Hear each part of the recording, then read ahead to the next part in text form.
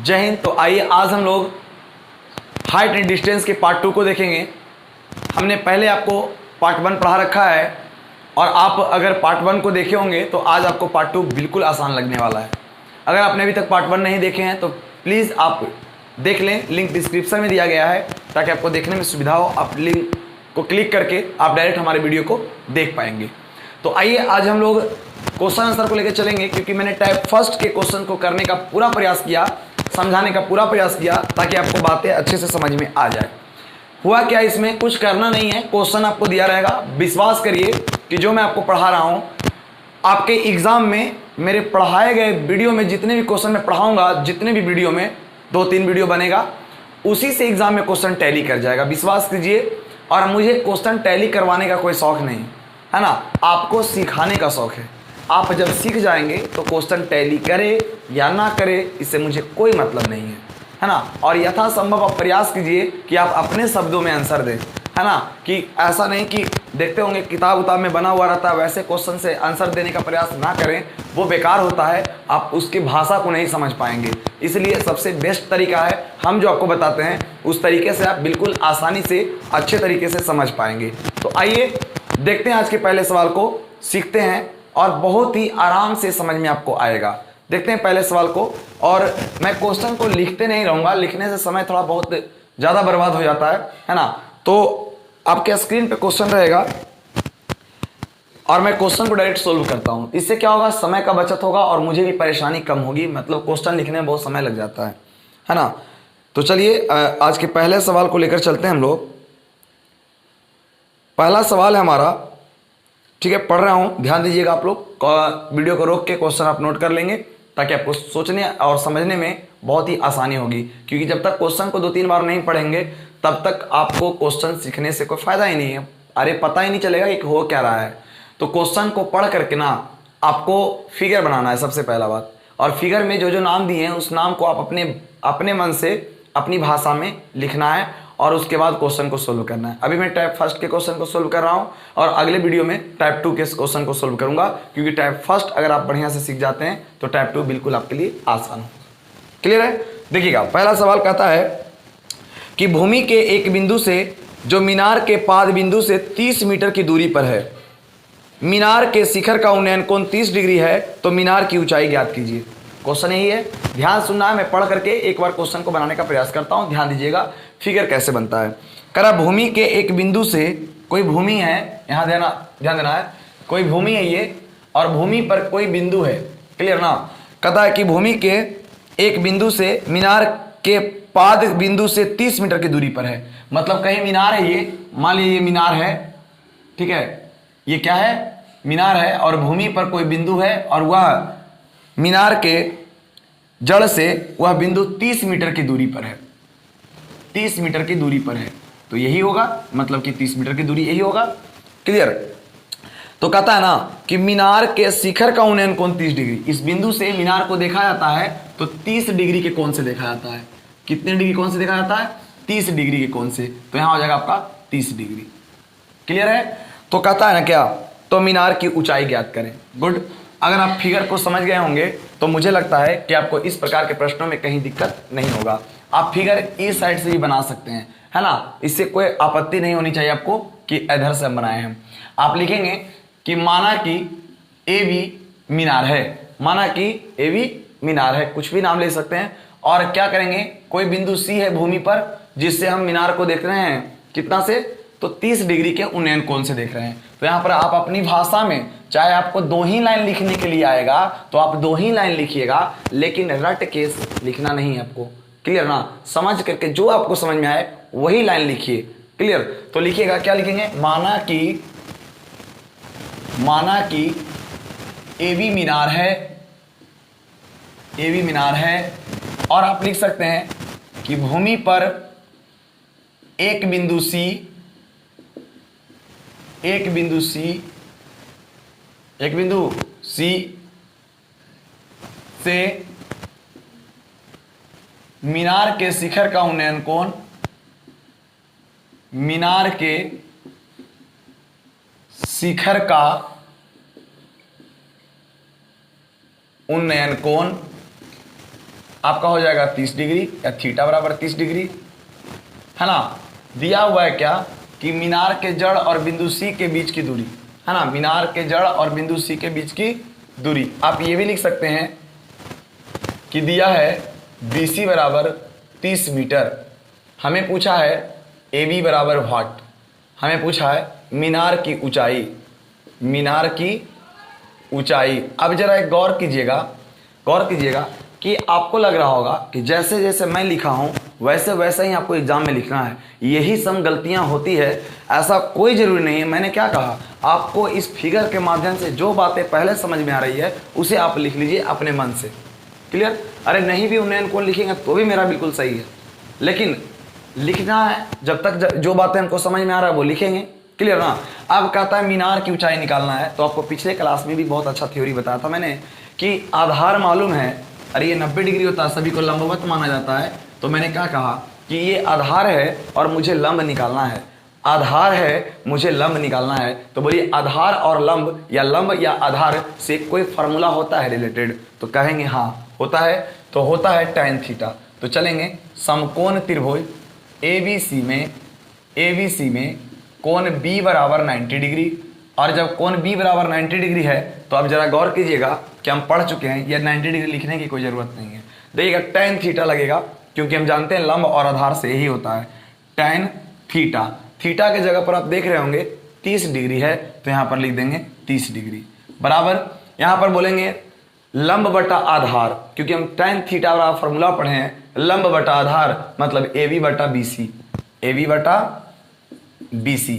tan 30 का मान होता है 1/√3, और AB का वैल्यू मालूम नहीं है मुझे, तो AB रहने देंगे, और BC का वैल्यू मालूम है मुझे 30 मीटर, तो 30 मीटर रखेंगे। क्रॉस करेंगे इसको तो हो जाएगा √3 गुना AB बराबर यहाँ हो जाएगा 30 मीटर। क्लियर। अब इसको मैं एक बार आपको बताया था कल ही कि √3 गुना AB बराबर 30 मीटर आया है, तो आप कह सकते हैं कि AB बराबर 30/√3 हो जाएगा। क्लियर है ना। और ये मीटर लगाने की कोई ज़रूरत नहीं है, बाद में भी आप मीटर लगा सकते हैं, ठीक है ना। ये कैलकुलेशन आपका होना चाहिए बढ़िया। तो AB बराबर मैंने कहा था कि जब इस फॉर्म में आ जाएगा तो हर का परिमेयकरण कर देंगे, और हर का परिमेयकरण करने के लिए नीचे में √3 है तो ऊपर नीचे दोनों से गुना कर देंगे, तो प्रभाव तो नहीं पड़ेगा लेकिन आपका आंसर आएगा ठीक से। तो हो जाएगा 30√3, और √3 गुना √3 तो होता है 3, 3 दहें के 30, तो आपका जो AB का वैल्यू आ गया वो आ जाएगा 10√3, और मीटर लगा देंगे। AB क्या था, तो मीनार था, तो आप लिख देंगे मीनार की ऊंचाई AB बराबर 10√3 मीटर। ये आपका आंसर हो गया। एक बात को मैं बताना चाह रहा हूं, जरा गौर कीजिएगा। देखिए अभी आपका समय लग सकता है, क्योंकि देखिए ऑफलाइन क्लास में भी सिखाने में तो समय लगता है ना, लेकिन यहाँ पर आपका समय मैं आपको इसलिए ले रहा हूँ, बहुत ही साधारण तरीके से शालीनता से बता रहा हूँ ताकि आपको बातें समझ में आए। जब एक बार बातें समझ में आ जाएगी तब मैं क्या कर रहा हूँ ये बात आपको अच्छे से समझ में आ जाएगा, तो आप ऐसे क्वेश्चन को बहुत ही आसानी से बना पाएंगे। मैंने क्या कहा कि जानते हैं कुछ लोग आपको पढ़ाए होंगे या कहीं आप पढ़े होंगे तो आपको x मान के बनाया करते हैं, मानेंगे कि माना कि मीनार की ऊंचाई x है ना। मैं कोशिश करूंगा कि 98% क्वेश्चन में मैं x मान करके बनाऊंगा ही नहीं, बस 2% का मतलब 1-2 क्वेश्चन ऐसा मैं लूंगा जिसमें मैं x करके बनाऊंगा, बाकी में किसी में x करके बनाने की मुझे कोई ज़रूरत नहीं है। क्लियर। और आप भी ऐसा करने का प्रयास कीजिएगा तो आपको बहुत अच्छे तरीके से समझ में आएगा मेरा कॉन्सेप्ट कि मैं क्या बताना चाह रहा हूँ, है ना। अगर मुझे निकालना होता है ये कर्ण, तो बताइए कर्ण और आधार से cos थीटा, तो cos लगाते। सेक भी होता है बट सेक तरफ जाने का जरूरत ही नहीं, जब cos से हमको काम हो ही रहा है। अरे जब 2 रोटी से मुझे पेट भर रहा है तो मुझे 3 रोटी खाने की कोई ज़रूरत ही नहीं है। क्लियर ना। तो जल्दी से पहले इसे एक बार आप छाप ले, उसके बाद मैं दूसरे क्वेश्चन को देखता हूं। वीडियो को रोक करके आप इसे नोट कर सकते हैं। चलिए देखिए दूसरे सवाल को। क्वेश्चन है, पहले इसे मिटा देता हूं, ठीक है।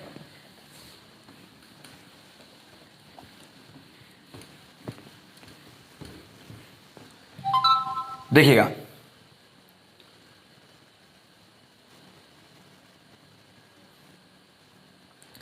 कहता है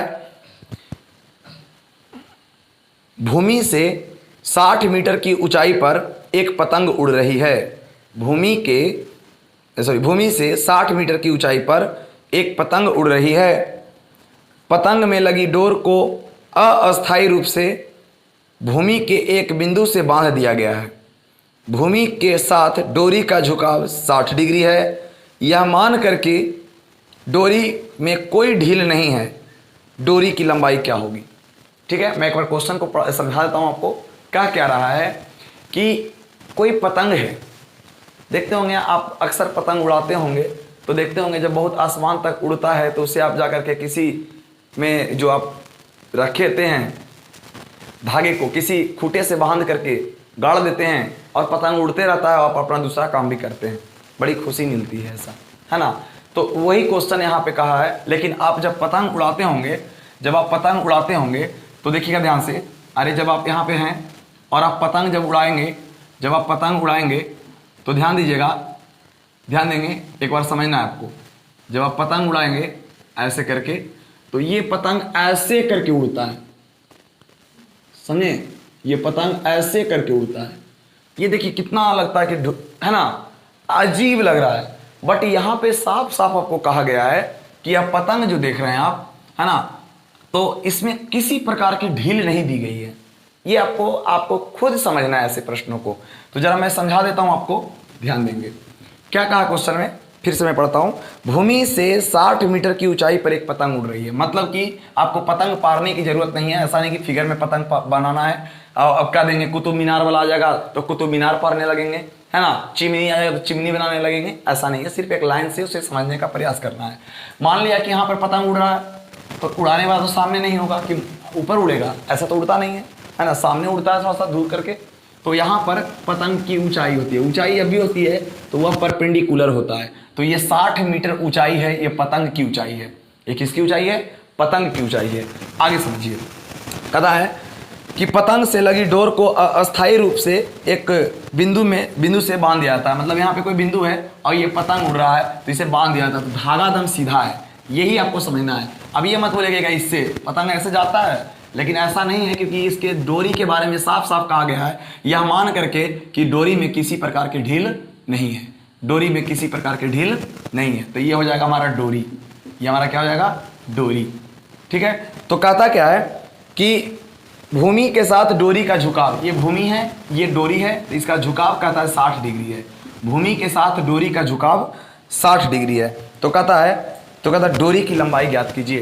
तो कहता है कि डोरी की लंबाई ज्ञात कीजिए। तो लिखेंगे माना कि एवी पतंग की ऊंचाई, जिसकी ऊंचाई है 60 मीटर, और एसी पतंग की डोरी है। मैंने क्या बोला आपको कि कभी भी आपको ये नहीं दिमाग में रखना है कि जैसे हम लिखाए हैं वैसे ही आपको लिखना है। ये दिमाग में अगर रखेंगे तो आपका गलत हो जाएगा। आपको इस क्वेश्चन के माध्यम से कौन सी बातें समझ में आई वो लिख दीजिए ना, क्या दिक्कत है। या तो लिखिए माना कि एसी डोरी है, तो लिखेंगे माना कि एसी डोरी है एवं एवी पतंग की ऊंचाई, एवी पतंग की ऊंचाई है। लिखेंगे पतंग की ऊंचाई एवी बराबर 60 मीटर। ठीक है, यहां साफ साफ दिया हुआ है कि भूमि और डोरी का जो झुकाव है वो दिया हुआ है 60 डिग्री। तो ये सब लिखते रहेगा कि भूमि और डोरी के झुकाव 60 डिग्री। सीधे लिखिए ना, उन्नयन कोण क्या दिया हुआ है, उन्नयन कोण थीटा बराबर दिया हुआ है 60 डिग्री। हमसे पूछा डोरी की लंबाई, तो डोरी की लंबाई निकालना है मुझे, तो AC बराबर वाट। बस ये सब लाइन लिखने में आपको परेशानी नहीं होनी चाहिए। क्लियर।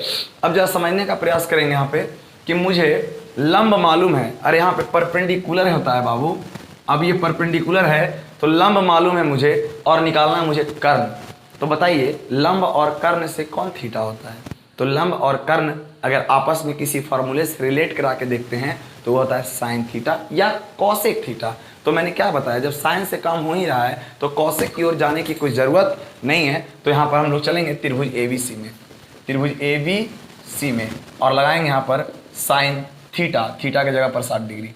यही सब बातें ना समझ में नहीं आता है कि कौन सा फार्मूला लगाना है। मैंने कितना अच्छा से बताया, आपको समझाने का प्रयास किया कि मुझे लंब दिया हुआ है, कर्ण निकालना है, तो लंब बटा कर्ण साइन थीटा पढ़े हो ना, तो साइन, लेकिन थीटा के जगह पर 60 डिग्री, और यहाँ लगाएंगे क्या हम लोग, यहाँ पर लगाएंगे लंब बटा कर्ण, मतलब ए बी बटा ए सी, तो हो जाएगा ए बी बटा ए सी। साइन 60 का मान होता है √3/2 और ए बी का मान 60 मीटर, तो 60 मीटर। ए सी का मान नहीं पता तो ए सी रखेंगे।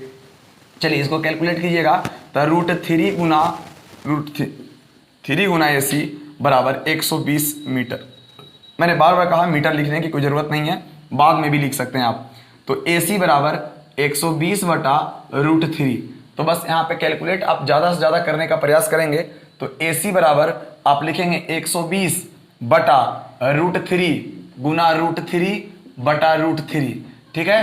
तो ए सी बराबर तो हो जाएगा 120 √3 बटा में 3 हो जाएगा, तो 40 दिया 20 से, तो ए सी बराबर हो जाएगा 40 √3, और ए सी आप माने हैं डोरी की लंबाई, तो आप लिख दीजिएगा अतः डोरी की लंबाई आपका हो जाएगा ए सी बराबर 40 √3 मीटर। लेकिन अगर चाहेंगे कि नहीं मैं इसका आंसर तो 40 √3 दे ही नहीं रहा है, तो इसका आंसर आपको अगर आगे लेकर चलना होगा ना, तो आप जानते होंगे √3 का वैल्यू होता है 1.732, तो यहाँ पर 40 गुने 1.732 करिएगा ना, तो आपका वैल्यू जो होगा वह एक्यूरेट वैल्यू आ जाएगा, रूट में नहीं आएगा। तो करिए, गुना करके दिखाते हैं, 0 लास्ट में हो जाएगा, 4 दूना 8, 4 तिया 12 के 2 हाथ में 1, 7 चौ 28 से 29 के 9 और 2 6 और दशमलव हो जाएगा 3 अंक के बाद, तो आपका हो जाएगा 69.28 मीटर। क्लियर। तो ऐसा नहीं कि रट के पढ़ना है कि आपका आंसर ही मिला नहीं, आंसर से मतलब नहीं है, बिल्कुल आपको आसान तरीके से, साधारण तरीके में बता रहा हूँ। आप सोच रहे होंगे कि जरा शॉर्ट से तो बता ही नहीं है, शॉर्ट से बताने की जरूरत नहीं प्रभु, ये 5 अंक के सवाल आएंगे आपके एग्जाम में, 5 नंबर के सवाल आएंगे। आप वीडियो के अंत तक बने रहें, 2-3 वीडियो आएगा, ऐसा वीडियो में बताऊंगा क्वेश्चन कि बिल्कुल इतना कलम चलाने की जरूरत नहीं है, एक छोटा सा फिगर बनाएंगे और आप आंसर लिख देंगे, ठीक है, वो भी मैं बताऊंगा आपको। लेकिन अभी आपका पूरा फोकस बेसिक पे होनी चाहिए, बेसिक कॉन्सेप्ट आप अपनाइए। मेरे पास एक से एक ट्रिक है, मैं आपको बता दूंगा ऐसा कि कलम चलाने की जरूरत नहीं है। बताइए कि आप ट्रिक्स बनाने पर आपको 5 अंक मिलेंगे? नहीं ना मिलेंगे। हमारी तैयारी अलग है, आप कंपटीशन लेवल में थोड़ी ना है, कंपटीशन का एग्जाम की तैयारी कर रहे हैं क्या, रेलवे एनटीपीसी ऐसा कर रहे हैं तैयारी, बैंक पीओ ये सब बिल्कुल नहीं। तो आप क्यों इसके पीछे पड़े हुए हैं, मैं आपको बताऊंगा ट्रिक। ऑब्जेक्टिव में किस प्रकार के प्रश्न आते हैं मैं ये भी बताऊंगा, लेकिन पहले आप सब्जेक्टिव लाइक सीख लीजिए, उसके बाद चलिए जल्दी से नोट करिए, उसके बाद हम लोग अगले सवाल को देखेंगे।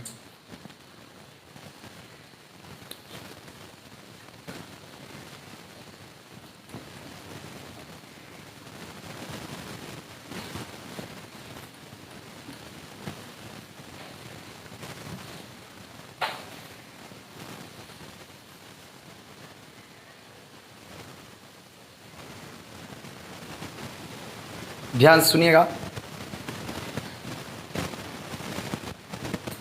कहता है सर्कस का एक कलाकार एक 20 मीटर लंबी डोर पर चढ़ रहा है। कोई सर्कस का एक कलाकार है, 20 मीटर लंबी डोर पर क्या कर रहा है, चढ़ रहा है, जो अच्छी तरह से तनी हुई है और भूमि पर सीधे लगे खंभे के शिखर से बंधा हुआ है। यदि भूमि स्तर के साथ डोर बनाया गया कोण 30 डिग्री हो तो खंभे की ऊंचाई क्या होगी। अब देखिए ध्यान से, अब आप ऐसा नहीं करिएगा कि अब समझ लेना है ना कि सर्कस वाला है तो ऐसे होता है और रस्सी ऐसे होता है, थोड़ा सा लूज होता है, और इस पर अब आदमी चढ़ रहा है। देखो ध्यान से, इस पर आदमी चढ़ रहा है, इस पर आदमी चढ़ रहा है ऐसे, तो इस पर आदमी हमको चढ़ाना नहीं है, ऐसे हमको ये नहीं बनाना है कि आदमी चढ़ रहा है, ठीक है, इसको हमको नहीं दिखाना कि वो आप ऊपर चढ़ रहा है। मुझे ये सब फिगर से किसी प्रकार का कोई लेना देना नहीं है, आपको सिर्फ समझने के लिए ये सब बात बताया गया है। तो क्या कहा है जरा गौर से सुनिएगा, सर्कस का एक कलाकार 20 मीटर लंबी डोर पर चढ़ रहा है, मतलब कि ये कोई जमीन है और ये कोई खंभा होगा, और खंभा जो होगा वो जमीन के साथ ऐसे लगा हुआ है और 20 मीटर लंबी डोर है। बोलिए डोर कितना मीटर लंबी है, तो 20 मीटर लंबी डोर पर चढ़ रहा है। कहता है क्या कि जो अच्छी तरह से तनी हुई है, इसका मतलब किसी प्रकार का किसी बीच में लूज नहीं है, और भूमि पर सीधे लंगे खंभे से बंधा हुआ है। भूमि स्तर के साथ डोर का कोण, देखो भूमि स्तर के साथ डोर का कोण 30 डिग्री है। कितना डिग्री है? 30 डिग्री है। तो बताइए खंभे की ऊंचाई क्या होगी? तो मान लो ना, माना कि खंभा की ऊंचाई AB है, या माना कि AB खंभा है और C बिंदु है जिससे डोरी अच्छी तरीके से तनी हुई है। ज़्यादा बातें आपको लिखने से कोई मतलब नहीं है। देखिए कैसे सॉल्यूशन करेंगे इसको। लिखेंगे माना कि AB खंभा है, AB खंभा है। बोलिए ये क्या है? खंभा है। माना कि AB क्या है? खंभा है। अब देखिए लिखेंगे तथा डोरी AC बराबर 20 मीटर, मतलब तथा डोरी क्या है? AC है 20 मीटर। और साफ साफ लिख दीजिए ना, उन्नयन कोण आपका हो जाएगा 30 डिग्री। अब आप कुछ नहीं, ज़्यादा एक्स्ट्रा दिमाग नहीं लगाना है, आपको निकालना है खंभे की ऊंचाई। तो आप यहाँ पर लिख भी सकते हैं खंभा की ऊंचाई AB बराबर व्हाट। क्लियर? तो आप तुरंत बताएंगे, ABC में चलेंगे, और ABC में ध्यान दीजिएगा, खंभा जब भी होता है जब लंबवत होते हैं। अब देखिए तो मुझे कर्ण दिया हुआ है, देखिए गौर कीजिएगा, मुझे कर्ण दिया हुआ है और लंब निकालना है। तो कर्ण और लंब या लंब और कर्ण से कोई फार्मूला होता है? तो आप बोलेगा हाँ, लंब और कर्ण से हम तो साइन पढ़े हैं। तो बिल्कुल लिख दीजिएगा साइन, और थीटा के जगह पर 0 डिग्री। यहाँ पर हो जाएगा फार्मूला लगाइए, साइन थीटा का फार्मूला होता है क्या चीज़? लंब बटे कर्ण। तो यहाँ हो जाएगा AB बटा AC। ये गलती मत कर दीजिएगा कि पहले अगर मान दे रहे तो पहले AC को लिखेंगे, ऐसा कभी नहीं होता है। सिर्फ आप फार्मूला लगाइए कि साइन थीटा तो हो जाएगा आपका AB बटा BC, नहीं बल्कि AB बटा AC हो जाएगा। क्लियर? क्योंकि हम लोग पढ़े हैं AB बटा AC, साइन थीटा का फार्मूला पढ़े हैं लंब बटा कर्ण। चलिए put the value, find the answer. मिलेगा साइन 30 का मान क्या होता है? तो 1/2 होता है। AB का मान क्या होता है? तो पता नहीं। AC का मान क्या होता है? तो 20 मीटर। क्लियर है? आप चाहें तो यहाँ से भी कट कर सकते हैं 10 बार में, नीचे से नीचे कटता है, तिरछा तिरछी गुना। तो AB बराबर हो जाएगा हमारा 10 मीटर, और AB बराबर 10 आया। तो AB क्या है? तो लिखेंगे अतः खंभा की ऊंचाई AB बराबर 10 मीटर आपका आंसर है। बिल्कुल देखे होंगे, बिल्कुल आसान तरीके से बन गया है। आपको लगता होगा ये सब एग्जाम में नहीं आता, अरे ये सब एग्जाम में पूछा गया है 5 नंबर का। ठीक है, तो जल्दी से आप ऐसे प्रश्नों को एक बार नोट कर लेंगे और देखते हैं अगले सवाल को।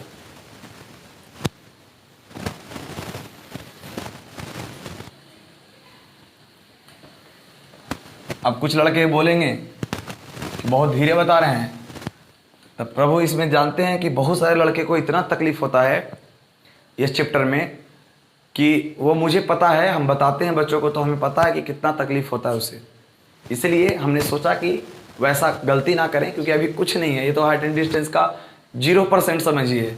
ये तो सिर्फ एक छोटा सा आपको बातें बताया। अभी आपको क्वेश्चन देखे कहाँ हैं? क्वेश्चन देखना आपको मिलेगा टाइप 2 और टाइप 3 में। देखिएगा कैसा कैसा क्वेश्चन एग्जाम में आता है, जहाँ दिमाग की खोपड़ी खुलेगी वहाँ से, है ना। ये तो अभी सिर्फ सालिनता छोटा सा है कि एक भुजा मालूम रहता है, दूसरा निकालते हैं। अभी खोपड़ी खोलना बाकी है, टाइप 2 में आपका खोपड़ी खुलेगा। अभी देखना है इस क्वेश्चन को। अगले सवाल को जरा गौर कीजिएगा। अगला सवाल है आपका,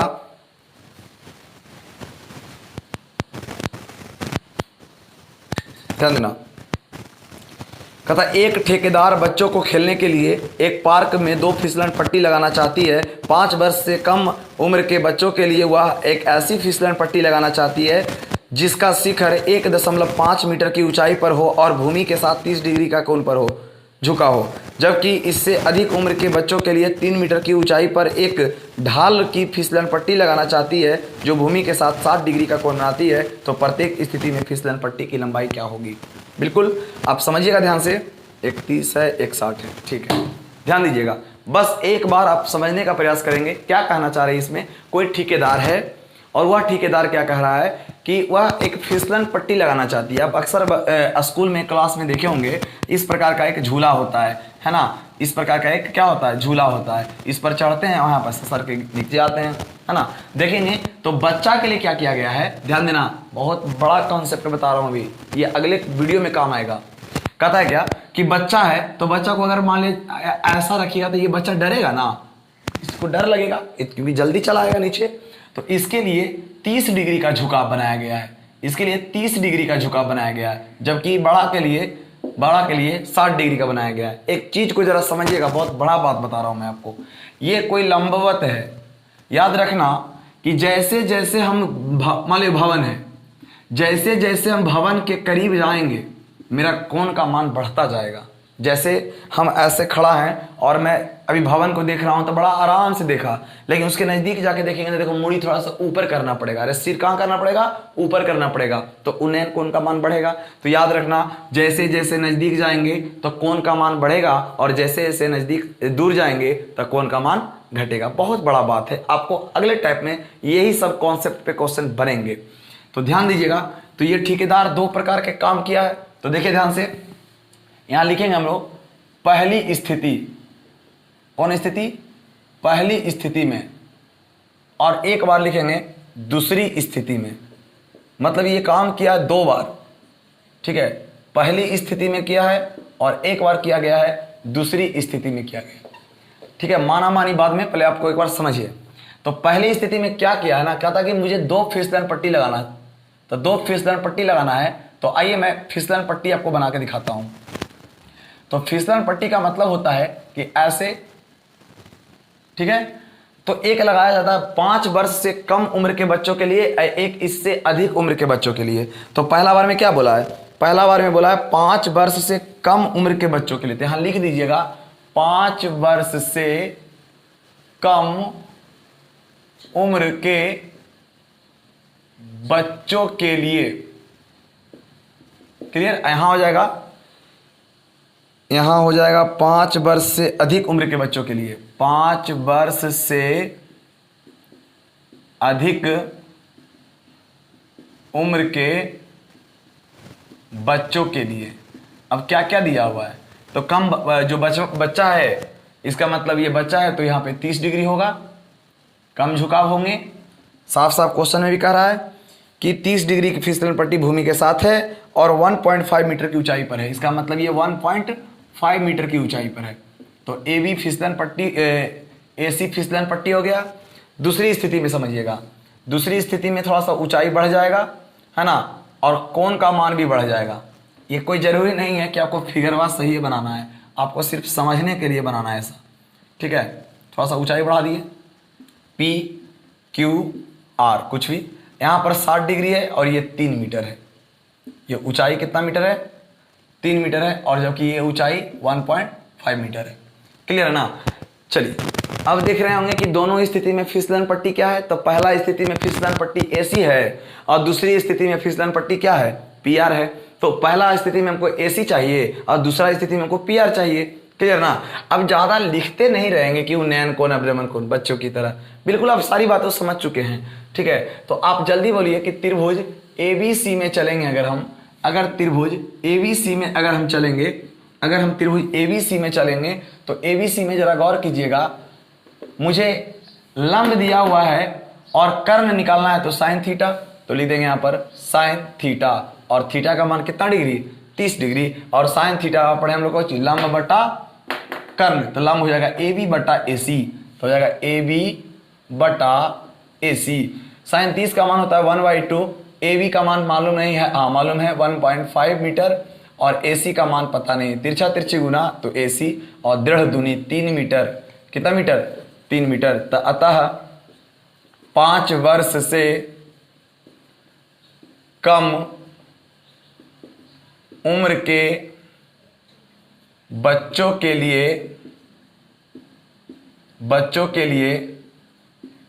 फिसलन पट्टी की लंबाई AC बराबर 3 मीटर। मतलब कि वह 3 मीटर का अगर फिसलन पट्टी होगा तो वह उसके लिए पर्याप्त होगा। क्लियर। नेक्स्ट उसको लगा दें, बोर्ड पर थोड़ा चमक रहा हो। ठीक, हल्का सा खोल, हवा आएगा। देखिए इधर दूसरी स्थिति देखिएगा, आप चलेगा त्रिभुज पी क्यू आर में, त्रिभुज चलेगा पी क्यू आर में। अब जरा पी क्यू आर में जरा समझने का प्रयास करेंगे कि पी क्यू आर में क्या होता है। तब पी क्यू आर में देखेंगे, पी क्यू आर में देखेंगे तो आप देखिए तो लंब मालूम है, मुझे कर्ण निकालना है तो लगाएंगे यहाँ पर कौन थीटा, साइन थीटा, और साइन कितना डिग्री, 60 डिग्री। यहाँ हो जाएगा आपका कितना, पी क्यू बटा पी आर। क्लियर, तो पी क्यू बटा पी आर होगा तो यहाँ देखिए साइन 60 का मान होता है √3/2 और पी क्यू का मान है 3 मीटर, और मीटर लिखो या ना लिखो कोई दिक्कत नहीं, हम हड़बड़ा के लिख देते हैं P Q P R. Clear, अब कर दीजिए क्रॉस मल्टीप्लीकेशन, क्रॉस मल्टीप्लीकेशन कीजिएगा तो यहाँ हो जाएगा √3 गुने पी आर बराबर 3 दूना 6, तो पी आर बराबर हो जाएगा 6 बटा √3। तो देखिएगा पी आर बराबर 6 बटा √3 गुना √3 बटा √3, तो यहाँ हो जाएगा पी आर बराबर 6√3 बटा 3, तो 3 दूना 6, तो पी आर बराबर हो जाएगा 2√3, है ना। तो पी आर क्या है, तो दूसरे फिसलन पट्टी की लंबाई है, दूसरे फिसलन पट्टी की लंबाई है। देखो तो उसको पकड़ो, फिसलन पट्टी की लंबाई है, तो लिखेंगे ऐसे, अतः फिसलन पट्टी की लंबाई पी आर बराबर 2√3 मीटर। आप यहाँ पे आता है मैं ऐसे लिखिएगा, अतः 5 वर्ष से अधिक उम्र वाले बच्चों के लिए फिसलन पट्टी की लंबाई हो जाएगा 2√3 मीटर। ठीक है, आपको समझ में आया होगा, कुछ नहीं करना है। एक बार वह आदमी 5 वर्ष के उम्र वाले बच्चों के लिए करना चाह रहा था, और एक बार वह आदमी करना चाह रहा था कितने उम्र वाले बच्चों के लिए, 5 वर्ष से अधिक उम्र वाले के लिए। 5 वर्ष से अधिक उम्र वाले के लिए बहुत सारे बड़े बड़े बच्चे हो जाएंगे, है ना। अरे आप भी हो जाइएगा उस उम्र के लाइफ में। 5 वर्ष का मतलब बच्चा के लिए, छोटे छोटे नन्हे मुन्ने बच्चे के लिए, है ना, और 5 वर्ष से ऊपर के लिए। हमें ये क्या क्या बोला है उससे हमें कोई मतलब नहीं है, जो जो मान दिया गया है उससे मान पुट करके हमने क्वेश्चन बनाने का प्रयास किया। आपको अच्छा लगा होगा, समझ में आया होगा। चलते हैं अगले क्वेश्चन की ओर, देखते हैं अगले सवाल को किस प्रकार से सोल्व करेंगे। ठीक है, तो जल्दी से इसे पहले एक बार नोट कर लीजिए।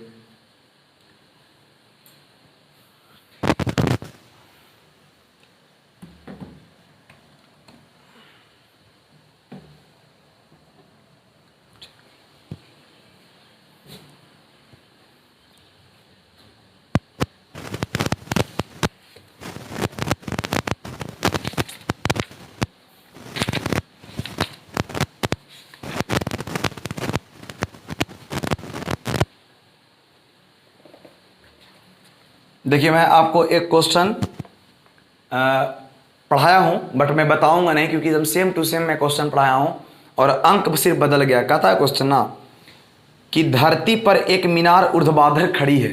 मैं फिगर बना देता हूं ताकि आपको समझ में आ जाए, लेकिन बताऊंगा नहीं मैं, क्योंकि पढ़ाए हैं जस्ट अभी, शायद आपका पहला या दूसरा क्वेश्चन में मैंने वैसा बताया। देखिए कहता है कि धरती पर एक मीनार ऊर्ध्वाधर खड़ी है, तो ये मीनार ऊर्ध्वाधर खड़ी है। कहता है कि धरती के एक बिंदु से मीनार के पाद से 15 मीटर की दूरी पर, जबकि उसमें 30 मीटर की दूरी पर था। ठीक है, कहता है उन्नयन कोण 60 डिग्री है, तो उन्नयन कोण 60 डिग्री था। चलिए, तो कहता है मीनार की ऊंचाई ज्ञात करें, तो क्या ज्ञात कर पाएंगे, आधार मालूम, लंब tan लगा दोगे, काम हो जाएगा। चलिए नोट कर लेंगे इसको। चलिए नेक्स्ट क्वेश्चन को देखते हैं, जो इंपॉर्टेंट है बट उसे बताने की जरूरत नहीं है, बहुत आसान क्वेश्चन है वो। चलिए अगला सवाल देखिएगा, बहुत important, very very very important भी आई। हालांकि सारे क्वेश्चन जो मैं बता रहा हूँ ना, पूछा हुआ बता रहा हूँ, चुन चुन के पहले मैं जो पूछा हुआ एग्जाम में वैसे सवालों को मैं बता रहा हूँ, और इसलिए टाइप बाई टाइप आपको बता रहे हैं ताकि समझ में आ जाए। ऐसा नहीं कि आए और क्वेश्चन कैसे भी बता दें तो आपको समझने में परेशानी हो। अरे तुम्हें समझने में परेशानी होगा तो हमें कितना परेशानी होगा कि हमारे जो स्टूडेंट होंगे उन्हें समझ में नहीं आएगा, तो फिर मेरा पढ़ाने का कोई अस्तित्व है?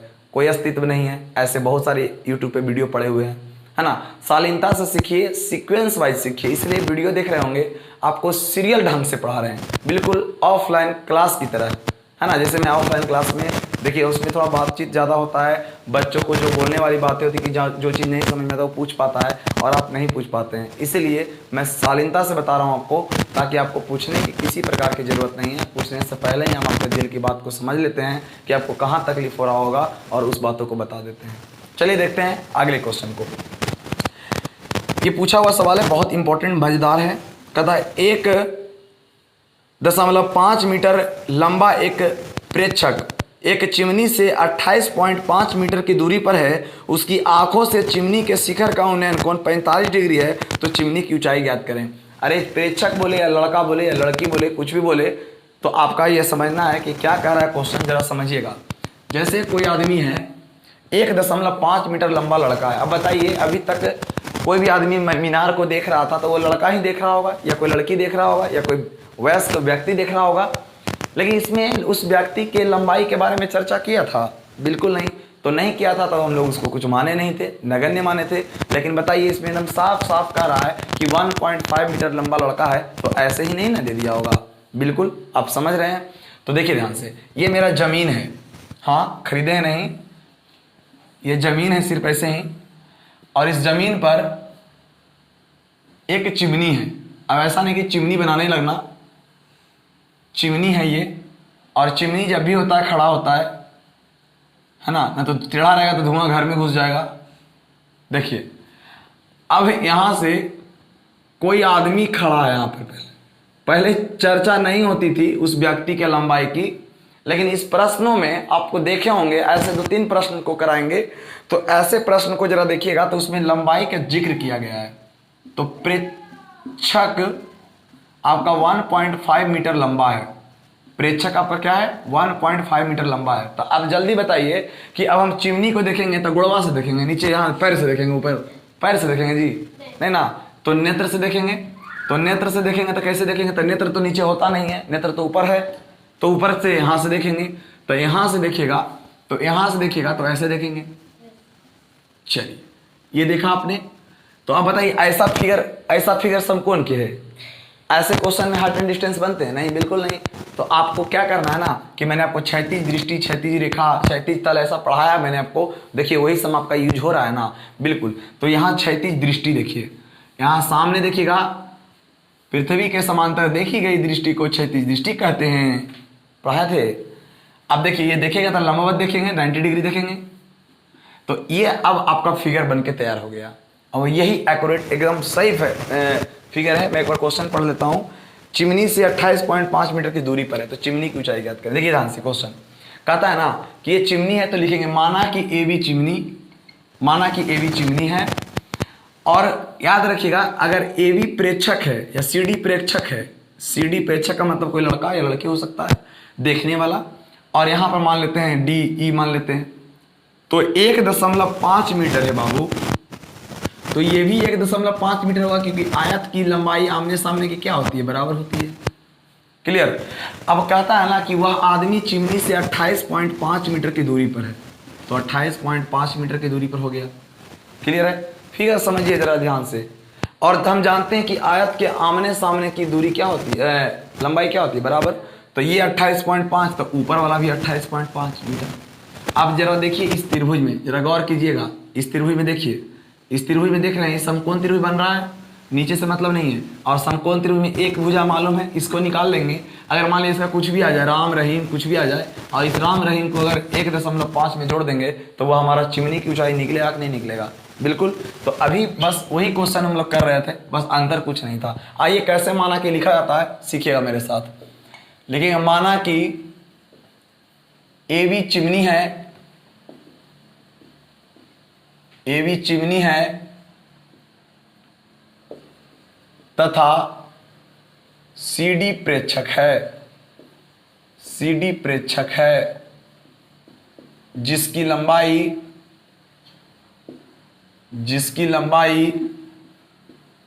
1.5 मीटर है, जिसकी लंबाई 1.5 मीटर है। अब जरा गौर कीजिएगा कि हम क्या क्या बातों को लिखेंगे, है ना।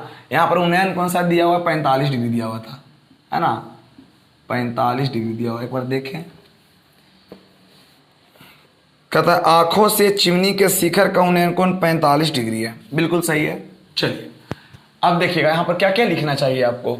तो यही लिखना चाहिए कि 1.5 मीटर अगर है तो हम जानते हैं, चूंकि ध्यान देना CD बराबर BE, चूंकि CD बराबर क्या BE आपस में बराबर है, तो A अगर 1.5 तो लिख सकते हैं कि ये भी 1.5 होगा, आपस में बराबर हो गया। ध्यान देंगे। उसके बाद देखिएगा BD और CE आपस में बराबर होगा, लिखेंगे चूंकि BD और आपका CE बराबर होगा तो लिख देंगे 28.5 मीटर। क्लियर, दोनों आपस में बराबर हो गया। अब आप देखिएगा जब बराबर मैंने कर लिया तो आप देखिए तो यहां पर ध्यान से कि यहां पर उन्नयन कोण दिया हुआ है कितना डिग्री, तो उन्नयन कोण थीटा बराबर दिया हुआ है 45 डिग्री।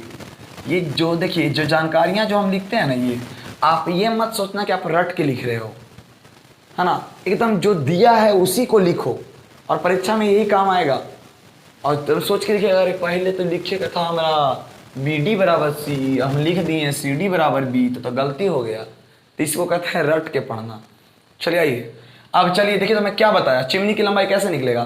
तो इस त्रिभुज में चलेंगे AEC, देखिए ध्यान से AEC में चलेंगे तो AEC में अगर मैं AE का मान निकाल लूंगा तो AE के मान जब निकाल लेंगे तो AE का मान और BE का मान दोनों का जोड़ देंगे तो क्या हमारा चिमनी AB नहीं निकलेगा, बिल्कुल निकल जाएगा।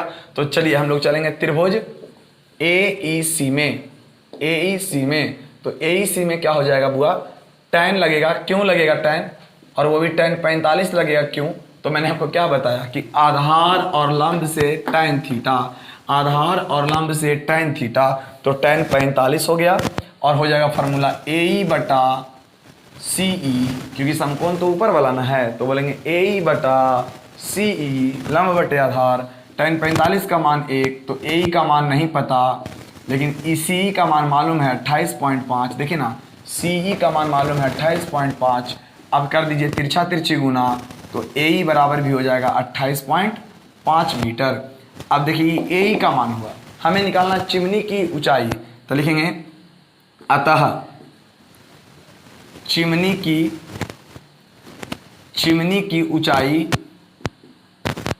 की ऊंचाई AB बराबर, बोलो AB में कितने भाग, AB में 2 भाग, एक बार AE और plus BE, AE plus BE, ठीक है।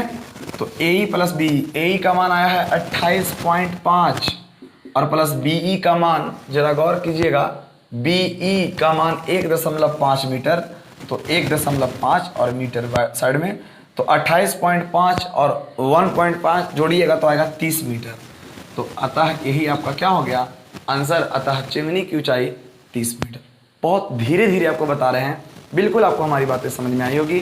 कोई अकबकाहट हम में नहीं देख रहे होंगे, कोई हड़बड़ाहट नहीं कि जल्दी जल्दी बता देना किसी को, है ना। आप सीख गए होंगे तो बहुत अच्छा, मुझे बस यही खुशी मिलेगी कि आप हमारे वीडियो से अच्छे से सीख रहे हैं और समझ रहे हैं, ठीक है। तो जल्दी से इस क्वेश्चन को नोट कर लीजिए और इसी पर एकदम बिल्कुल इसी क्वेश्चन पे अगला क्वेश्चन जो होने वाला है वो आपका चिमनी का ऊंचाई आपको दे देगा। चिमनी का ऊंचाई क्या करेगा, दे देगा।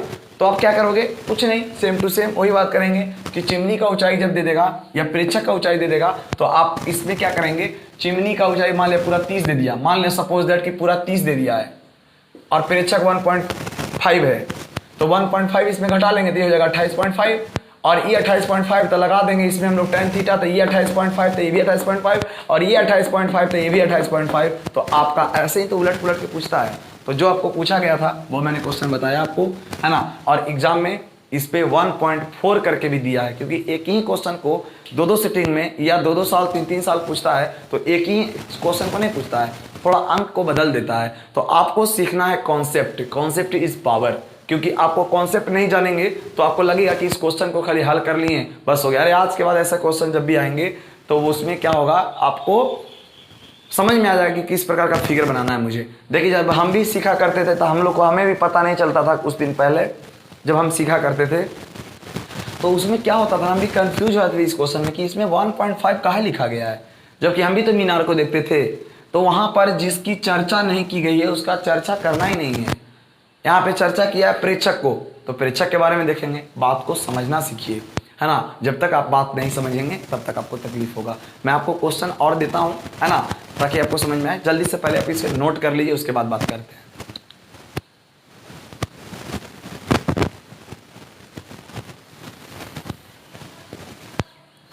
चलिए नोट कर लिए होंगे आप। ऐसा करते हैं कि वीडियो ज़्यादा लंबा ना हो, है ना। मैं कुछ क्वेश्चन आपके स्क्रीन पर दे दूंगा, आप प्रयास कीजिएगा कि इस टाइप फर्स्ट वाले क्वेश्चंस को कैसे सोल्व किया जाए। मैं टाइप फर्स्ट में बहुत क्वेश्चन करवाया, आपको अच्छे तरीके से समझ में आया होगा। तो अगले क्लास में हम लोग कुछ नया सीखेंगे, नए प्रकार के क्वेश्चन को लेंगे, ताकि मेरी बातें आप तक अच्छे से समझ में आए और लगे कि नहीं हम कुछ पढ़ रहे हैं। यदि आपको वीडियो अच्छा लगा हो तो वीडियो को लाइक कर दीजिएगा, और अगर अभी तक आपने हमारे चैनल को सब्सक्राइब नहीं किया है तो चैनल को सब्सक्राइब कर लेंगे, और पढ़ने वाले अपने दोस्त के पास, खास मित्रों के पास ये वीडियो जरूर शेयर करें, ताकि उन्हें भी इस वीडियो के माध्यम से लाभ मिल सके। ठीक है, तो मिलते हैं नेक्स्ट वीडियो में। आज के लिए बस इतना ही। जय हिंद।